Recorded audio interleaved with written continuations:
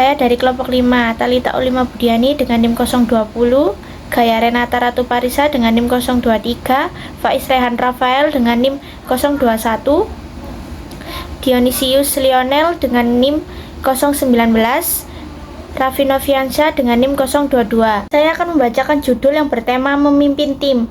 Kenapa harus tahu? Mempelajari ini penting karena menyorot pentingnya kerja tim dalam mencapai kesuksesan organisasi. Topik ini memberikan wawasan tentang cara mendorong kreativitas, menyelesaikan tugas-tugas kompleks, dan meningkatkan komunikasi dalam tim. Topik ini juga membahas tantangan umum seperti mengelola konflik, menangani penumpang gratis, dan menghadapi perbedaan budaya, sekaligus menawarkan strategi untuk kepemimpinan yang efektif dan pengembangan tim. Jenis-jenis tim. Tim vertikal terdiri dari seorang manajer dan bawahan dalam suatu departemen. Tim horizontal dibentuk dari karyawan di tingkat hierarki yang sama tetapi berasal dari berbagai departemen yang sering digunakan untuk menyelesaikan tugas atau proyek tertentu. Tim mandiri, kelompok otonom yang bertanggung jawab atas keseluruhan atau layanan, meningkatkan keterlibatan karyawan dan rasa kepemilikan atas pekerjaan. Tim virtual terdiri dari anggota yang tersebar secara geografis yang berkolaborasi menggunakan teknologi, menawarkan fleksibilitas dan keberagaman tetapi memerlukan pengelolaan kepercayaan, komunikasi, dan perbedaan budaya dengan hati-hati. Tim global beroperasi lintas negara dengan keberagaman budaya dan zona waktu. Manajemen yang efektif meliputi sensitivitas budaya, komunikasi yang jelas, dan norma bersama. Baik, selanjutnya manfaat tim. Pertama, koordinasi dan kolaborasi. Tim membantu mengelola tugas yang saling bergantung dengan menggabungkan keterampilan dan sumber daya yang beragam. Dua, kreativitas dan inovasi. Perspektif yang beragam menghasilkan pemecahan masalah dan ide-ide inovatif yang lebih baik. Efisiensi dalam pekerjaan kompleks. Tim dapat menangani tugas yang membutuhkan berbagai keahlian. Tantangan dalam tim. Pertama, kehilangan kemandirian. Anggota tim bergantung pada kinerja orang lain sehingga diperlukan keseimbangan antara prioritas individu dan kelompok. Kedua, penumpang gratis atau free riders.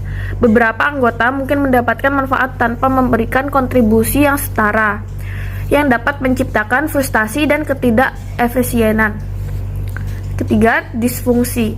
Masalah umum meliputi kurangnya kepercayaan, takut konflik, kekurangan komitmen, menghina efektivitas tim.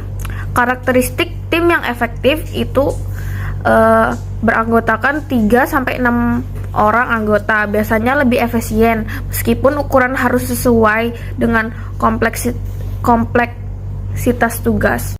Lalu keberagaman, kombinasi keterampilan, gender, dan latar belakang budaya mendorong kreativitas tapi memerlukan kepemimpinan yang efektif. Lalu kohesi yang tinggi meningkatkan moral dan produktivitas terutama ketika sejalan dengan tujuan organisasi. Lalu norma, harapan dan perilaku bersama yang membimbing dinamika dan kinerja tim. Selanjutnya proses pengembangan tim. Pertama, pembentukan atau forming. Anggota saling mengenal. Yang kedua, konflik atau storming. Konflik muncul saat anggota menegaskan peran mereka. Yang ketiga, normalisasi atau norming. Konflik terselesaikan dan kohesi berkembang. Kinerja, performing. Tim fokus pada pencapaian dan tujuan. Yang terakhir, pembubaran. Tim dibubarkan setelah menyelesaikan tugas-tugasnya. Dan selanjutnya, manajemen konflik. Yang pertama, gaya penanganan konflik. Pertama, bersaing atau competing. Tegas tetapi tidak kooperatif, cocok untuk keadaan darurat. Selanjutnya, menghindar atau avoiding. Berguna untuk masalah kecil atau ketika emosi perlu diredakan. Selanjutnya, kompromi, compromising. Menggabungkan ketegasan dan kerjasama untuk solusi cepat.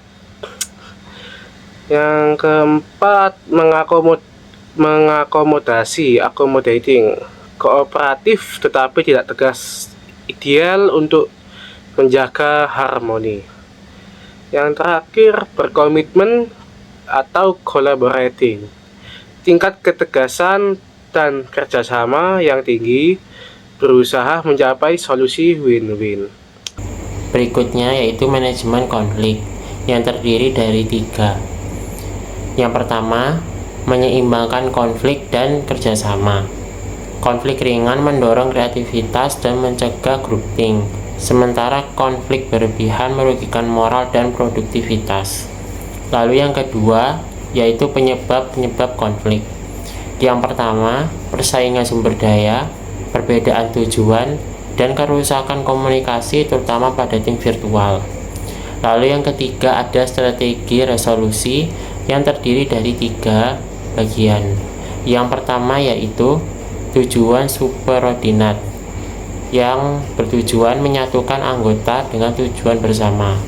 Lalu yang kedua ada mediasi, menggunakan pihak ketiga untuk memfasilitasi resolusi.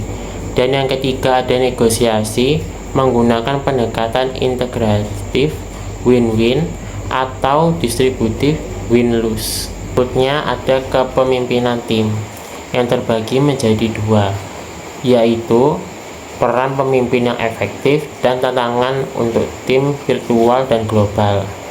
Untuk yang pertama, peran pemimpin yang efektif. Yang pertama, menginspirasi tujuan bersama dan mengartikulasi sasaran yang jelas.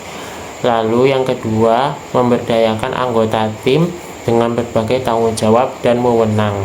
Lalu yang ketiga, membangun kepercayaan dengan menunjukkan keterbukaan dan mengakui keterbatasan. Selanjutnya, ada tantangan untuk tim virtual dan global, yaitu pemimpin harus menangani keberagaman budaya, memastikan komunikasi yang rutin, dan membangun kepercayaan tanpa interaksi tatap muka. Saya akan lanjut membaca PPT-nya. Hasil tim yang efektif, output produktif, menghasilkan pekerjaan berkualitas tinggi yang memenuhi standar pelanggan atau organisasi. Tim memanfaatkan social facilitation, di mana keberadaan orang lain meningkatkan motivasi dan kerja. Kepuasan anggota, kerja tim memenuhi kebutuhan individu akan rasa memiliki, pertumbuhan pribadi, dan pengakuan. Lingkungan yang memuaskan mengurangi stres dan meningkatkan komitmen. Kemampuan beradaptasi dan belajar.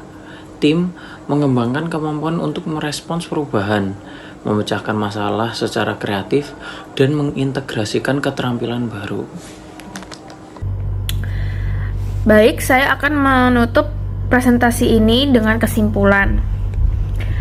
Kesimpulannya adalah untuk membangun tim yang efektif, organisasi harus fokus pada karakteristik seperti ukuran yang optimal, keberagaman, kekompakan, dan norma bersama, sambil melalui tahap-tahap pengembangan tim dan menangani konflik secara konstruktif.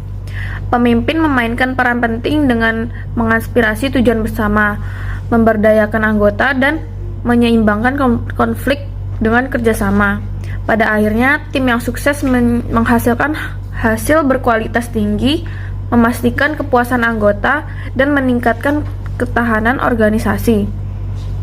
Dengan menerapkan prinsip-prinsip yang dijelaskan dalam dokumen ini, individu dan organisasi dapat menciptakan tim yang kohesif dan berkinerja tinggi untuk mencapai kesuksesan jangka panjang. Sekian kami dari kelompok 5, terima kasih.